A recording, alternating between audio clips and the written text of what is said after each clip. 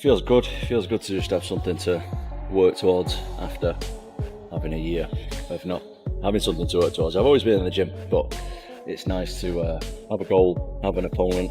This fight in particular has been simmering for quite some time, so looking forward to getting in there, doing the job. I just want to be a champion who fights often, regular, and fights the best guys. I don't want to be these guys who fight, with big breaks in between, because that's what's happened. Nothing to do with me. I'm ready to put a stop to that, be active, be an active champion, be a defending champion, and fight the best guys. He's the number one contender, so I think that's what champions should do, is they should fight the number one contenders. I'm the champion. He's the next best guy. Let's fight and find out who the best guy is. That's the way it's supposed to go. Cyril's a really good opponent. He's really unique with his style. I've never fought anyone like him before. That being said, he's never fought anybody like me before. So let's get in there, see what happens. That's what dreams are made of, isn't it? That's what I got into this sport to do, is to be the UFC heavyweight champion.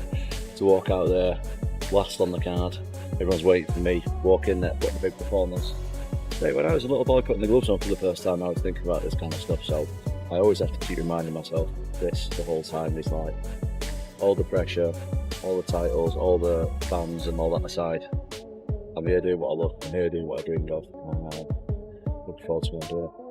I've considered myself very lucky, because there's a lot of times that I didn't want to do the sport. Yeah. Especially I think a lot of people who are not involved with the sport and not fighting professionally don't realise how hard it is financially. Oh, it is. And especially when I had kids and stuff. Yeah. I wanted to quit so many times because I'm I just need to get some money. Yeah. Pretty much. And then a lot of the times, my dad reminded me, look, we've done this for a long time. You can't stop now. You're right there. Just keep going at it. Yeah. And I'm very, very lucky that I've got my dad. Not just for that, for plenty reasons. Of course. But Tom Aspinall has finally reached his breaking point. After months of keeping quiet, the heavyweight champion has had enough of watching from the sidelines while the UFC continues to protect Jon Jones. Reports suggesting that Alex Pereira and Jon Jones could headline the upcoming historic White House event have sparked outrage across the MMA community, and especially from Aspinall himself. Known for his loyalty, professionalism, and dominance inside the cage, Aspinall has always represented the UFC with integrity, but this time, his patience seems to have run out. What do you make of Tom Aspinall? I think he's awesome. I think he should go on and have a wonderful career. Do you think that he needs you? No, I don't think he needs me. I think he's not in a position. It's just the truth. Because if I whoop his, it's going to be the next guy. There's going to be a whole new fan base of somebody who everybody believes in. I've done this my whole adult life. When you want something bad enough, and if you get it, it could be the worst thing that could ever happen to you. What would it take to fight Tom Aspinall? I'll see you guys later.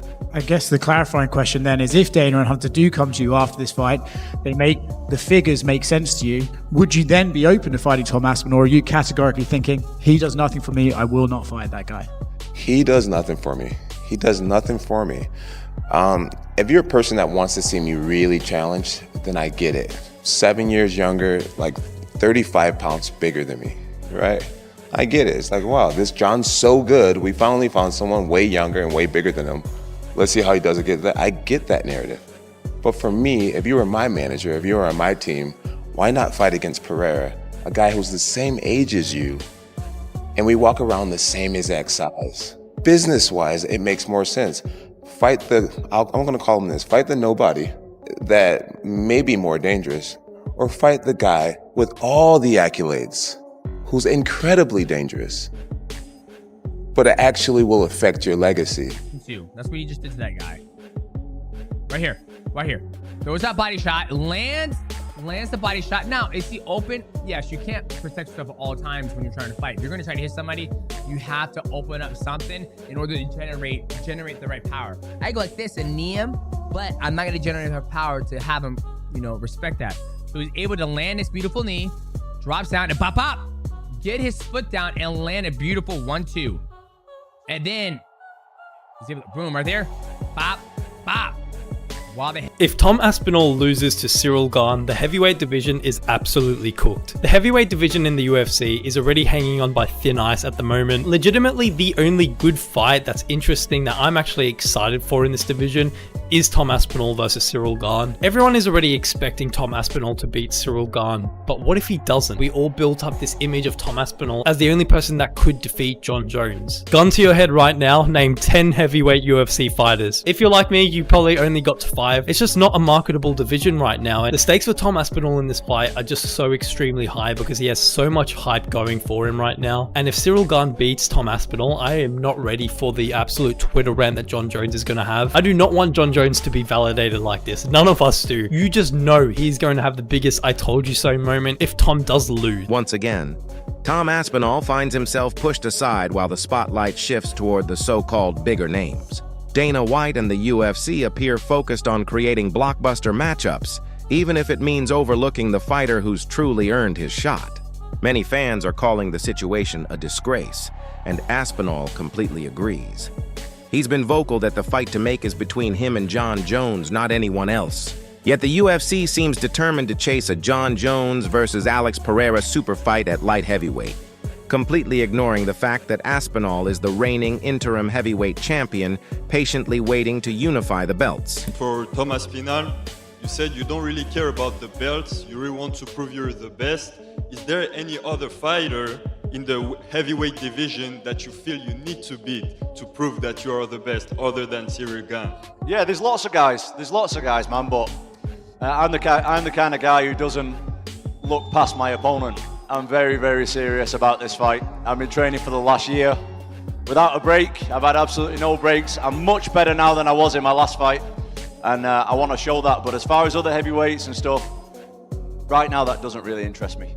Jon Jones is retired, so I don't really have much to say on that, to be honest. So I'm fighting this guy, and this guy's really good, so I'll be as ready as I can be.